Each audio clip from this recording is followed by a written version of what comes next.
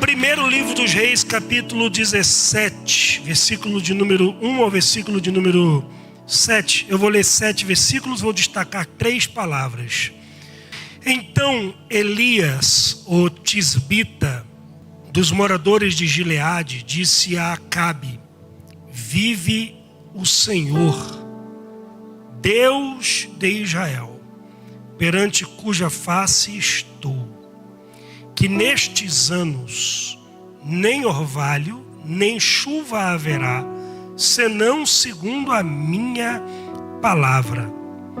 Depois veio a ele a palavra do Senhor, dizendo: vai-te daqui, vira-te para o oriente e esconde-te, diga comigo, esconde, junto ao ribeiro de Querite, que está diante do Jordão, e há de ser que beberás do ribeiro, e eu tenho ordenado aos corvos que ali, diga ali te sustentem. Foi, pois, e fez conforme a palavra do Senhor, porque foi e habitou junto ao ribeiro de Querite, que está diante do Jordão, e os corvos lhe traziam pão e carne pela manhã, como também pão e carne à noite, e ele bebia do ribeiro. E sucedeu que, passados dias, o ribeiro secou. Diga, secou.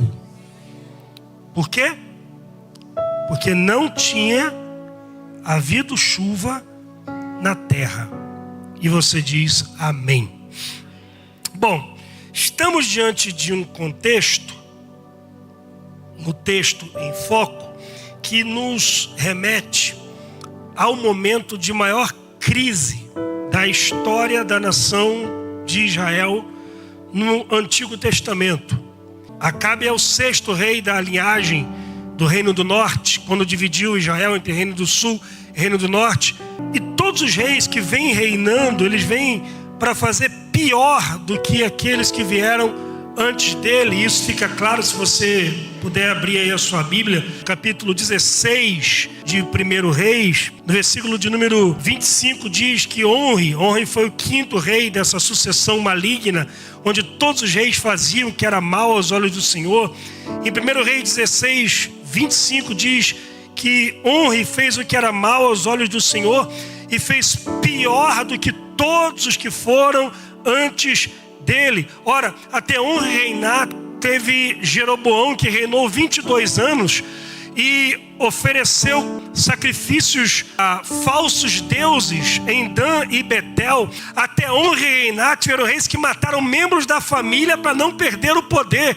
E a Bíblia diz que Onri, o pai de Acabe, vem para fazer pior do que todos os que vieram antes dele. Aí você diz assim, não tem como a coisa ficar pior. Aí Onri morre e Acabe reina em seu lugar. 30. E fez Acabe, filho de Onri, o que era mal aos olhos do Senhor, e mais do que todos os que foram antes dele. Ou seja, vem um rei, é ruim, vem outro pior, vem outro pior. Onri reina é pior do que todos que vieram antes. E agora vem Acabe, e a Bíblia diz que Acabe, ele é pior do que todos os que vieram antes dele. Em outras palavras, nós estamos diante do pior rei da história de Israel até então. E Acabe acrescenta-se o verso 31, que diz: como se fosse pouca coisa ele andar no caminho de Jeroboão, filho de Nebate, ainda tomou por mulher Jezabel, filha de Etbaal. Etbaal era rei e sacerdote de Tiro e Sidom, um homem distante de Deus, que não conhecia Deus. E Jezabel é sacerdotisa de Baal. E Acabe, que é rei em Israel, vai e casa com Jezabel. Jezabel, para quem não sabe, é a mulher mais maligna de toda a Bíblia. De toda a Bíblia, de Gênesis a Apocalipse, Jezabel é o maior símbolo de malignidade feminina. Jezabel é tão maligna que ela matou os profetas do Senhor. Jezabel é tão maligna que ela levantou altar para Baal em Israel. Ela trouxe o culto para Baal para dentro do meio do povo de Deus, destruiu os altares de Deus e levantou templo para Baal no meio do povo de Deus. Jezabel é tão maligna, tão maligna que ela sai das páginas do Antigo Testamento. O nome dela atravessa os anais da história, e lá em Apocalipse capítulo 2 você vai encontrar a referência a Jezabel. Quando Jesus quer usar uma referência de malignidade, ele diz: eu tenho contra ti que toleras a Jezabel. Ela é tão maligna que ela torna-se referência de malignidade e de apostasia. Essa é Jezabel. Então a gente está diante de um cenário, de um contexto onde o altar de Deus está quebrado, o altar de Baal é levantado, Deus é esquecido, Baal é adorado, os bons profetas estão mortos ou escondidos e os maus profetas estão em evidências. Há uma liderança maligna onde leva o povo para o pecado, e é nesse contexto que Deus levanta o maior dos profetas maiores. Elias é chamado de o leão de todos os profetas. Ele é tão importante no contexto bíblico histórico, que quando Jesus estava pregando na terra, ele disse assim: quem dizem por aí que eu sou? E alguém disse: dizem que o senhor é Elias que voltou. Elias, ele é lembrado no ministério de Jesus. Quando Deus quis usar uma referência veterotestamentária para representar o precursor do Messias, João Batista, ele disse: ele virá no espírito e na virtude de Elias. Ele vai ser parecido com Elias. E é nesse contexto de malignidade que Deus levanta o maior dos profetas maiores, porque a unção de Deus liberada sobre um profeta sempre será proporcional à necessidade de avivamento e de sacode de Deus em uma nação. Quanto mais o povo está longe de Deus, mais Deus vai levantar alguém para fazer com poder a obra dele. Quanto mais o povo está longe de Deus, mais poder Deus vai liberar sobre a vida de um profeta. E ele levanta-se no contexto de impiedade. Ele vem de Tisbé, Elias o Tisbita. Tisbita não é sobrenome dele. Tisbita é porque ele vem de uma cidade que não está nem no mapa. Ela é das regiões montanhosas de Gileade. Quando a Bíblia diz Elias o Tisbita, está dizendo ele vem da roça. Ele vai lá do meio do mato com uma palavra de Deus para a maior autoridade da nação. E a palavra de Deus é: Acabe, vive o Senhor. Deus está vivo. Ele é rei de Israel, ele quem continua mandando essa parada aqui, e em cuja presença eu estou. Eu tenho intimidade com ele. E se ele está vivo, se ele é Deus de Israel, eu tenho intimidade com ele. Com Baal ou sem Baal, não vai ter chuva e não vai ter orvalho, para mostrar quem é que manda nessa parada aqui. Não vai chover mais. Deus está quebrando as pernas de Baal, porque Baal era o Deus da fertilidade e Deus da chuva. E Deus está dizendo, mesmo tendo Baal, Deus da chuva, o profeta disse que não vai chover, então não vai chover na terra. Alguém diz assim: Elias profetizou dele mesmo. Elias profetizou porque ele quis entregar essa palavra. Tem um princípio interessante aqui, ainda a nível de introdução. É as palavras de Tiago, se puder botar na tela, ou se você for rápido de endereço e quiser abrir a sua Bíblia aí. Tiago capítulo 5, versículo 17 diz: Elias era um homem semelhante a nós, sujeito aos mesmos sentimentos, e orou com insistência para que não chovesse sobre a terra, e por 3 anos e 6 meses não choveu. A Bíblia diz para nós, pastor Alberto, que Elias orou com insistência. Outras versões dizem que ele orou com fervor, ou seja, ele orou muito para que não chovesse. E depois ele libera uma palavra que não dá 10 segundos a palavra que ele libera, e Deus fecha o céu. Olha que princípio poderoso para a gente viver nesse ano de 2026. Elias ora com insistência, Elias ora com persistência, Elias ora com fervor, mas na hora de liberar a palavra ele só diz assim: com Baal ou sem Baal não vai chover. E Deus cerrou o céu. Ele não gasta tempo com problema, porque ele gastou tempo com oração. E quem gasta tempo com oração não gasta tempo com problema. Aleluia. Sabe qual é o problema da nossa geração? É que nós estamos investindo mais tempo com problema do que na oração. Jesus, a Bíblia diz que Jesus passava noites inteiras orando. Quando Jesus ia resolver um problema, ele dizia: sai dele, está curado, levanta e anda. Levanta desse leito para o defunto, seja purificado. Ele libera 2, 3 palavras e o milagre acontece. Por quê? Porque ele gastava muito tempo com oração à noite. Quando nós aprendemos a gastar mais tempo com oração, nós não vamos perder muito tempo com problemas.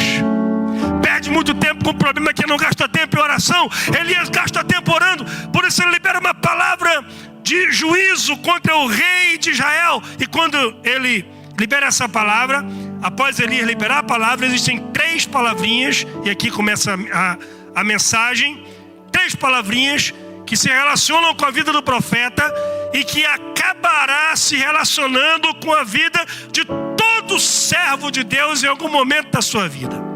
3 palavras. Primeira palavra, Deus diz para ele: esconde-te. O que Deus disse? Esconde-te. Bom, eu não sei você, mas eu, quando eu leio isso aqui, isso para mim é no mínimo esquisito, estranho, inusitado. Deus olhar para o cara e dizer assim: ó, você já entregou a palavra, agora mete o pé, foge, corre, pé na estrada, vai lá para Querite, porque senão Acabe vai te matar e você vai ter que se esconder. Eu acho muito estranho Deus dizer para o profeta se esconder. Não, isso aqui não está relacionado com 1 Reis 19, quando o profeta foge com medo. Não, Elias não está com medo, não. Elias acabou de desafiar a maior autoridade da nação. Ele está cheio do Espírito Santo, ele está na direção de Deus, ele está na vontade de Deus. Ele cumpriu o que Deus mandou ele fazer. Ele orou antes de fazer. E mesmo assim eu disse para ele: agora você vai levantar, você vai fugir, você vai se esconder. A minha vida inteira, desde novo na fé, eu aprendi que se a gente está com Deus, se a gente está na vontade de Deus, e se Deus está conosco, a gente sempre vai aparecer e enfrentar.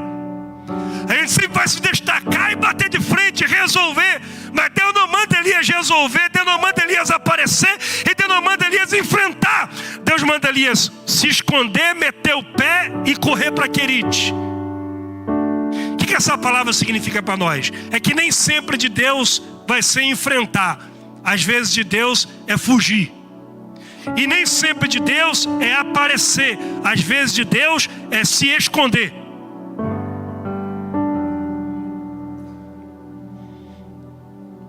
Nem todo momento é momento de guerra, e nem toda guerra é para você se meter. Eu tenho visto muita gente esgotado, cansado emocionalmente, em frangalhos, com a alma dilacerada, vazia, estourada, arrebentada, apequenada, achatada, porque não consegue ver nenhuma guerra que tem que se meter. Deixa eu te dizer uma palavra de Deus aqui: nem toda guerra Deus quer que você se envolva. Nem todo problema Deus quer que você se meta. Nem toda afronta Deus quer que você responda. Nós precisamos aprender a discernir as batalhas que nós precisamos enfrentar e as batalhas que nós precisamos evitar. Nem toda batalha Deus está dizendo para você enfrentar. O próprio Elias, ele foge, mas lá na frente ele arruma uma confusão de graça. E eu tenho visto gente nos nossos dias arrumando problema de graça, não vai ganhar nada com aquilo, não vai edificar ninguém com aquilo, mas ele está lá arrumando confusão e se desgastando emocionalmente. Quer ver o Elias? Capítulo 18. Elias orou, caiu fogo do céu, o povo se converteu. A Bíblia diz que todo o povo confessou, dizendo: só o Senhor é Deus, só o Senhor é Deus. Ou seja, até os profetas de Baal reconheceram que o Senhor era Deus. Mas o Elias pega uma espada e vai matar os profetas da Jezabel. A missão de Elias era restaurar o altar e trazer o povo de volta para a adoração, para a presença de Deus. Elias orou, caiu fogo do céu, o altar está restaurado, o povo está adorando, o povo se arrepende, o povo se converte. Era hora de Elias botar a mochila nas costas, meter o pé para casa, juntar as crianças na sala, assistir Netflix, comer pipoca e tomar Coca-Cola. Mas não, o cara não consegue parar. Ele vai se meter em confusão que não tem que se meter. Resultado, Jezabel não quer matar Elias porque Elias é profeta. Jezabel não quer matar Elias porque Elias é homem de Deus. Jezabel quer matar Elias, está aí. Capítulo 19 de 1 Reis, se você quiser acompanhar na sua Bíblia. Versículo de número 1. Então Acabe fez saber a Jezabel tudo quanto Elias havia feito, como totalmente matar a todos os profetas à espada. Então Jezabel mandou um mensageiro para Elias a dizer-lhe: assim me façam os deuses, e eu, portanto, se de certo amanhã, a estas horas, eu não puser a tua vida como a de um deles. O que essa palavra significa para nós, irmão? Por causa de uma guerra que Elias entrou, que não era de Deus para ele entrar, ele foi para o deserto e lá pediu a morte. Coisas que poderiam ter sido evitadas se nós aprendêssemos a discernir as guerras que nós temos que deixar para lá. Deixa para lá. Diga essa palavra de Deus para alguém. Diga: tem guerra que você tem que deixar para lá. Tem Tem afronta que você tem que deixar para lá. Tem problema que você tem que deixar para lá. Nem toda confusão Deus quer que você se meta. Muitas confusões Deus quer que você evite. Problemas que nós precisamos aprender a deixar de lado. 1 Samuel 17, Davi está indo enfrentar o gigante Golias. E aí no meio do caminho, 1 Samuel 17, 28, o irmão dele entra na frente dele para arrumar uma confusão. Quem é o irmão de Davi? O Eliabe. São chamados de retardatários. Quem assiste corrida sabe o que eu estou falando. Uma corrida principalmente longa. Existem aqueles que estão na frente, estão próximos a ganhar a corrida, a vencer. E existem aqueles que já estão lá atrás, que não tem chance de vencer, mas ainda estão na corrida para atrapalhar quem está correndo ainda com chance de vencer. Eliabe é um retardatário. É alguém que não vai para a batalha, mas quando vê o irmão ir, ele entra na frente e diz: eu sei a vaidade que tem no seu coração. Você está aqui para aparecer. Cadê as ovelhinhas do papai? E o cara começa a esculhambar Davi. E aí o versículo 30, põe no 30 por favor. 1 Samuel 17, 30 diz: e então Davi desviou-se dele para o outro, ou virou-se para o outro. Sabe o que está acontecendo? Davi está indo em direção a Golias. A missão de Davi é derrubar Golias. O propósito de Davi é matar Golias. A vontade de Deus para Davi é ele vencer Golias. No meio do caminho tem um retardatário. Para quê? Para gastar as emoções dele, para esvaziá-lo emocionalmente, para cansar a mente dele. Alguém está entendendo o que eu estou falando aqui, gente? Se Davi ficasse discutindo com Eliabe ali, irmão, Golias estava em pé até hoje. Ou talvez Davi ia estar tão perturbado na mente, depois de brigar com o irmão, que ia chegar lá e não ia ter condições de enfrentar Golias. Muitas batalhas você está perdendo na vida, irmão, porque ao invés de focar no seu propósito, naquilo que vai trazer resultado. Outra coisa, quando Davi sabe do gigante, ele pergunta: o que eu vou ganhar se eu vencer essa guerra?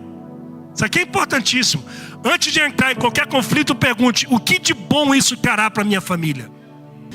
Antes de entrar em qualquer discussão, pergunte: o que de bom pode nascer dessa discussão? Que discussão você discutir, se desgastar emocionalmente, se irritar, brigar, estragar a amizade, trazer problema para você, que não vai gerar nada de bom, é melhor evitar, irmão. É melhor meter o pé, é melhor ficar quieto, é melhor, irmão, dizer: irmão, fica com a tua opinião aí, fica na paz, Deus te abençoe e segue o teu caminho. Tem gigante para você derrubar, irmão. Tem missão para você cumprir, e para isso você tem que estar bem emocionalmente. E para estar bem emocionalmente, você precisa aprender a ignorar os retardatários da vida. Gente que só está aí para sugar suas emoções, para tirar a sua paz. Aprenda. Bloquear às vezes não é infantilidade, é maturidade emocional. É entender que aquilo que não me acrescenta não precisa estar na minha vida. Deus está falando aqui essa noite. Há guerras que não me acrescentam, não merecem ser batalhadas, guerreadas. Guerra que não vai acrescentar o reino de Deus, não vai abençoar ninguém, que não tem propósito. Evite. Proteja o seu emocional. Provérbio 4, 23. Sobre tudo que se deve guardar, guarde o seu coração. Guarde as suas emoções, guarde a sua mente, guarde seus pensamentos. Agora, o mesmo Davi, em 1 Samuel capítulo 30, 29 e 30, Davi foge de Saul. Saul quer matar Davi. Capítulo 28, Davi vai em busca de refúgio entre os filisteus. Um negócio esquisito demais, porque Davi é o cara que venceu a guerra contra os filisteus, matou Golias. E agora o rei Aquis acolhe Davi, dá ele uma terra para ele morar. E aí tem uma guerra no capítulo 30 entre os filisteus que vão guerrear contra Israel. Davi é israelita, e o Davi vai para a guerra contra Israel. O cara que matou Golias com Israel, agora tem uma guerra com os filisteus contra Israel. Que negócio doido, né? O que Davi vai se metendo numa guerra dessa? Para que Davi vai se meter num problema desse? Uma guerra que não era dele. Diga essa palavra de Deus para alguém. Diga: tem guerras que não são suas. Não, diga para ele assim. Diga: aprenda a evitar guerras que não são suas. Salomão traduz isso numa palavra bem engraçada, que ele diz assim: Aquele que entra em questões alheias é como alguém que pega o cachorro pela orelha quando vai passando. Ou seja, o cachorro está passando tranquilo, em paz, na boa, e o cara vai lá e pega na orelha do cachorro. Vai tomar mordida à toa. Bem feito, o cachorro estava em paz lá. Miserável foi mexer com o cachorro. Quem é esse? Aquele que entra em guerra que não é sua. Então aprenda a discernir qual a vontade de Deus. Eu devo ir ou não devo? Davi não orou para ir para aquela guerra, porque sabia que não era vontade de Deus. E tem coisas que a gente não ora mesmo, que a gente sabe que Deus não quer mesmo. E aí Davi vai para a guerra. Quando Davi chega lá, os anciãos dos filisteus olham para Davi, perguntam para Aquis: o que esse cara está fazendo aqui? Ué, ele vai para a guerra comigo, ele é meu amigo. Não. Esse cara vira a casaca no meio da guerra, vai vir levantar contra a gente tá ferrado. Manda esse cara embora. Davi insiste. Irmão, Davi insiste. Poxa, Aquis, eu sou seu amigo, você sabe que eu não vou virar contra vocês. Aquis espera no outro dia, Davi insiste de novo. E aí ele volta para casa. Quando volta para casa, os amalequitas entraram na casa de Davi e dos seus soldados, sequestraram as crianças, as mulheres, tacaram fogo na casa de Davi. Davi fica desesperado. 1 Samuel capítulo 30, versículo 4 diz que eles choraram até não ter mais força para chorar. Lágrimas desnecessárias, porque ele entrou em guerras desnecessárias. E entrar em uma guerra que não é de Deus para você entrar, vai trazer prejuízos irreparáveis para a sua vida. Depois diz: o inimigo está furioso. Não, o inimigo não, é o eu inimigo. É o eu inimigo. É você mesmo que está sendo seu inimigo. Entrando em guerra que Deus não quer que você entre. Aí Davi entendeu. Ele teve prejuízo porque entrou na guerra que não era para ele entrar. Aí Davi vai fazer o quê? Buscar a vontade de Deus. Traga o sacerdote, traga o Urim e Tumim, vamos pesquisar. E ele pergunta: Senhor, é de Deus eu entrar nessa batalha? E aí Deus disse: vai, porque você vai recuperar e não vai ficar nada para trás. Você vai salvar a todos. Porque batalhas sem a vontade de Deus vão te trazer prejuízos, e batalhas na vontade de Deus vão te trazer vitória. Guerras que não são suas, que você entrar, vai te trazer dor e sofrimento. Guerras que Deus coloca na sua frente, é guerra que vai trazer alegria e recompensa. Antes de entrar em qualquer batalha, aprenda a orar e dizer: Senhor, é para entrar nesse negócio? Porque senão Deus vai dizer para você: ó, fica na tua. Vai para quê? Mas eu acabei de pregar para o rei de Israel. É hora que a minha agenda ia bombar agora. Convites para 3 anos de agenda. Deus diz: não é para você ser convidado agora. Agora é para você se esconder. Diga comigo: nem sempre de Deus é enfrentar e aparecer. Diga: às vezes de Deus é fugir e se esconder.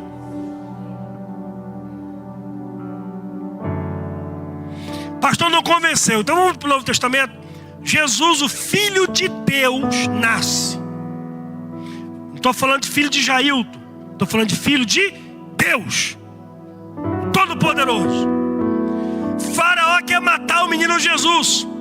Pergunta interativa para você me responder: Deus poderia matar Faraó, sim ou não?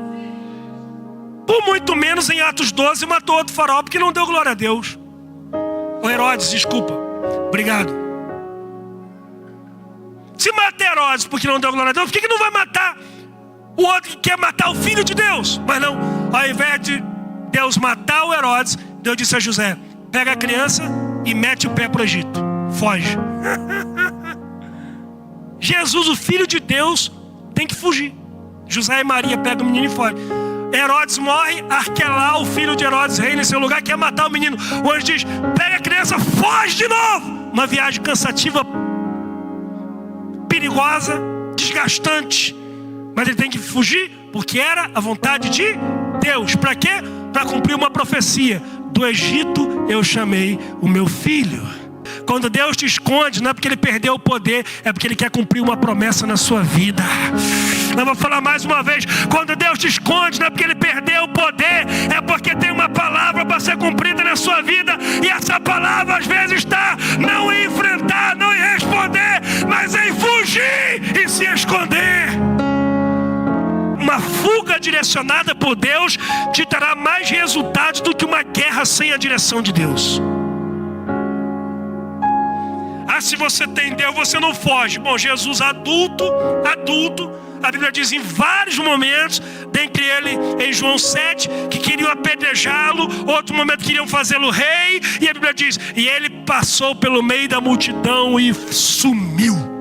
Jesus, o Filho de Deus, tinha momentos que ele desaparecia, se escondia, fugia, ia para o monte. Por que Jesus fugia? Tinha medo de morrer? Não, ele veio para morrer. Por que ele fugia? Porque não era ainda chegada a sua hora. Nem sempre de Deus é enfrentar. Às vezes de Deus é fugir. Nem sempre de Deus é responder. Às vezes de Deus é se esconder. Segundo, isso aqui é muito interessante. Capítulo 17 de Reis, 1 Reis, versículo 4 diz: e há de ser que beberás do ribeiro, e eu tenho ordenado aos corvos que te sustentem. É isso que está aí? Tenho ordenado aos corvos que te sustentem. É isso que está aí? É isso mesmo? Está faltando nada não? Tenho ordenado aos corvos que te sustentem. Só isso? Tem um ali. Diga bem alto, ali.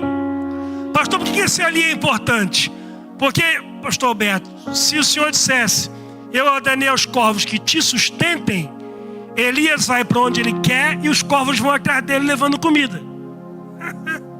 Mas Deus não disse, eu ordenei aos corvos que te sustentem. Deus disse, eu ordenei aos corvos que ali te sustentem. A provisão de Deus não vai onde você quer. A provisão de Deus não vai onde é mais legal. A provisão de Deus não vai onde é mais produtivo, mais promissor. A provisão de Deus não vai onde é mais seguro. A provisão de Deus sempre estará no endereço que Deus te enviar. Quando o Senhor diz, vai para Querite, te esconde, vai. Irmão, essa é uma direção das mais estranhas que Deus pode dar ao profeta naquele momento. Porque no mato ele já vivia. Escondido ele já vivia. Agora ele profetiza para a maior autoridade da nação. Era hora dele aparecer. Os outdoors dizendo, o profeta que desafiou Acabe. Instagram de Elias ia bombar de 20 seguidores para 5 milhões da noite para o dia. Por quê? Porque ele se tornou uma figura nacionalmente conhecida. Mas Deus manda ele tomar uma atitude. Deus dá uma direção das mais estranhas possíveis.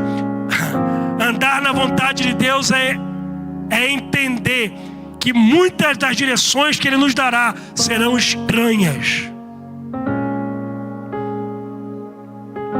E aí você precisa de fé para entender que a provisão não vai onde é mais legal. A provisão não vai onde é mais bonito. O recurso não vai onde é mais promissor. A provisão de Deus sempre estará no endereço que Deus te enviar. É no ali. E às vezes as pessoas estão orando, Deus, cadê a provisão? E o Senhor está dizendo, cadê você onde eu mandei você ficar? Cadê você na posição que eu mandei você ficar? Cadê você na postura que eu mandei você ficar? A provisão e a segurança não estão no lugar seguro ou próspero. A provisão e a segurança estão onde a palavra de Deus é liberada. Eu ordenei aos corvos que ali te sustentem. Pedro estava num barco, no meio de uma tempestade. No meio de uma tempestade, o lugar mais seguro para estar é no barco. Jesus vem andando sobre as águas e Pedro diz assim, se é o Senhor, diga que eu vá. Ou seja, libere uma palavra para que eu vá. O que Pedro está dizendo é, no meio das tempestades da vida, a segurança não está no lugar seguro. A segurança está onde a palavra de Deus foi enviada. Se a palavra de Deus disser vem, pode meter o pé na água, porque a palavra de Deus vira passarela. A palavra de Deus vira ponte. A palavra de Deus vira caminho. Pedro não andou sobre as águas. Pedro andou sobre a palavra de Deus. Porque quando a palavra de Deus é liberada, você pode andar, irmão, porque vai ter corvo para levar alimento, Vai ter rio para refrescar você e matar a sua sede. Versículo 7 diz assim: e o ribeiro secou. Bom, o ribeiro secar é tão estranho quanto Deus mandar ele fugir. Por quê? Quem foi que deu o ribeiro para Elias, irmão? Quem? Deus. E aqui eu entendi que o ribeiro que Deus dá também seca. Ah, se é de Deus não seca. Seca, o de Elias secou. Como Deus não faz nada sem propósito, eu fiquei perguntando por que o ribeiro secou. Eu leio a Bíblia, meu primeiro pastor Adonias, em 1998, no ano que eu me converti, me ensinou a ler a Bíblia perguntando por que isso está aqui. Ele disse: pergunte e descanse, a resposta virá. E às vezes eu estou tomando banho e Deus me responde alguma coisa que eu perguntei. E eu perguntei: por que o ribeiro seca? Primeiro, Elias está 3 anos no ribeiro. Durante 3 anos, o ribeiro era sua fonte de refrigério. O que está na cabeça de Elias? Se o ribeiro seca, eu estou morto. Elias talvez passe a se tornar dependente do ribeiro.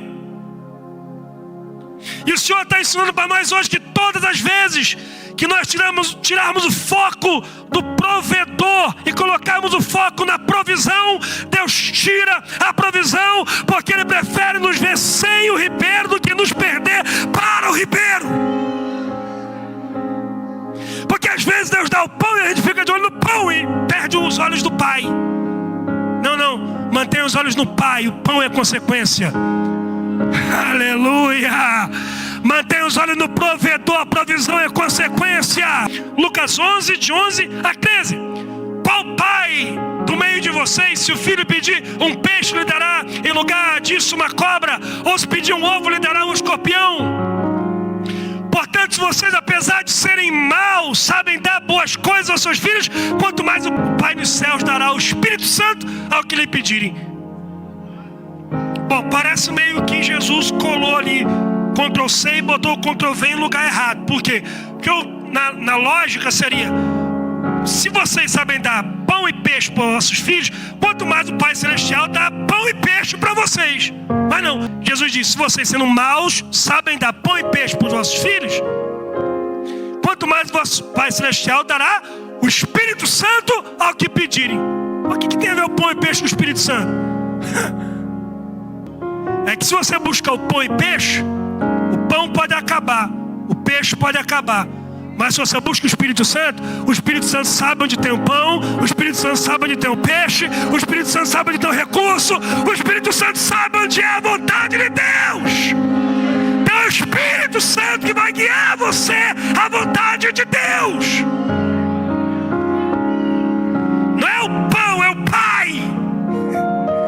Não é a provisão, é o provedor. Segundo, por que o ribeiro seca? Porque se o ribeiro não seca, Elias não sai. A Bíblia diz que o ribeiro secou. 8. Veio a palavra do Senhor a ele dizendo: levanta-te, vai a Sarepta, que é de Sidom. Que é de onde? Sidom. Quem morava em Sidom? Jezabel. Pai de Jezabel era rei de Tiro e Sidom. Deus tira o profeta de Israel e manda para Sidom. E habita ali porque eu ordenei uma mulher viúva que ali te sustente. Por que Deus seca o ribeiro? Porque se não seca, ele não sai. Não sai por que não sai? Porque nem eu ia sair, nem você ia sair. 3 anos de seca. Não tem água em lugar nenhum. Ele está do lado do ribeiro. Quem sai? Então muitas vezes Deus seca o ribeiro para mover o profeta de lugar. E aí o versículo 9 diz: porque eu ordenei uma mulher viúva que ali, diga comigo, ali.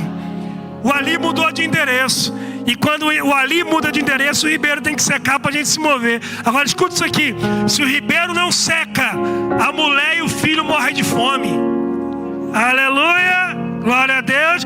Se o ribeiro não seca, a criança não ressuscita. Primeira referência de uma ressurreição na Bíblia está em 1 Reis capítulo 19. Se o ribeiro não seca, o menino não ressuscita. Às vezes Deus seca o ribeiro para que você seja bênção na vida de alguém em outro lugar. Às vezes Deus seca o ribeiro para mudar-nos de empresa, de negócio, de direção, de posição, de postura.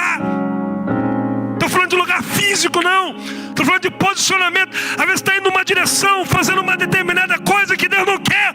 E Deus tem que secar o ribeiro, fechar o seu coração para direcionar você para o centro da sua vontade. Porque é no centro da sua vontade que, aleluia, o azeite e a farinha vai multiplicar. É no centro da vontade de Deus que a criança vai ressuscitar. É no centro da vontade de Deus que os milagres vão acontecer.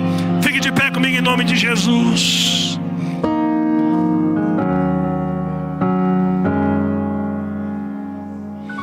Às vezes Deus seca o ribeiro para chamar nossa atenção.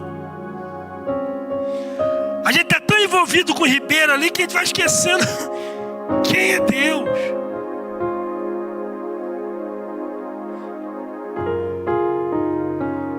Alguns anos atrás eu estava em Rio Bonito, onde eu moro, mais de uma década atrás. E aí um amigo meu me procurou e disse: pastor, estou quebrado, estou sem direção, estou perdido, estou endividado, me ajuda, ora comigo. E eu fiz uma campanha com ele lá em Rio Bonito. Os crentes têm mania de subir monte para orar. A gente fez uma campanha, não lembro quantos dias, foi 21 dias que a gente fez de oração e jejum pela vida dele, orando todos os dias. E de fato Deus abriu a porta. E eu fiquei muito tempo sem vê-lo. Depois de muitos anos, eu estava voltando de uma agenda em Rondônia. Cheguei em Rio Bonito, estava no restaurante. Ele me viu, saiu da mesa dele, veio correndo, me abraçou e disse: pastor, eu quero te agradecer, pastor. Deus mudou minha vida. E começou a falar: hoje eu tenho vários negócios. E começou a dizer: eu tenho casas em tantos lugares, eu tenho meu carro importado, minha mulher tem carro, meu filho tem carro. E começou a contar: eu tenho, abri essa frente de negócio, aquela outra, Deus me prosperou. Eu deixei ele falou. Quando ele acabou de falar, eu perguntei: e a igreja? Ele disse: pastor, estou sem tempo de ir para a igreja. Tempo que eu não vou na igreja, porque meus negócios estão consumindo meu tempo todo. Falei: como é que é? Não, pastor, não tem tempo, não sobra tempo para ir para a igreja. Falei: fica tranquilo, Deus é especialista em arrumar tempo.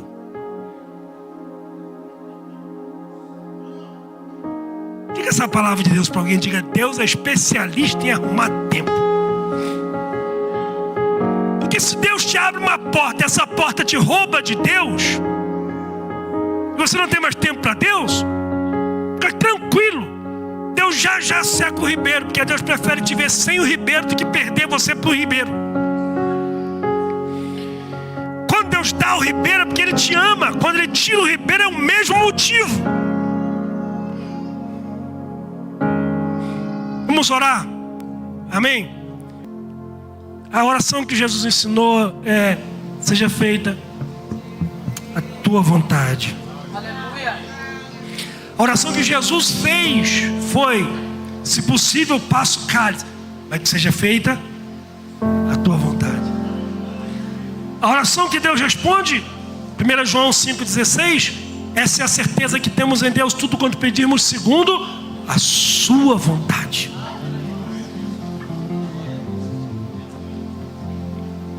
Pastor, por que orar então se já é a vontade de Deus? Eu não oro pela vontade de Deus para que Deus tenha poder de fazer a vontade dele. Eu oro pela vontade de Deus para que eu participe daquilo que Ele vai fazer. Então quando eu oro seja feita a tua vontade, eu não estou dizendo que Deus vai fazer a vontade dele. Amém? Operando Deus, quem impedirá? Ele vai fazer. A questão é se você vai participar ou não. Ele vai fazer com você ou sem você.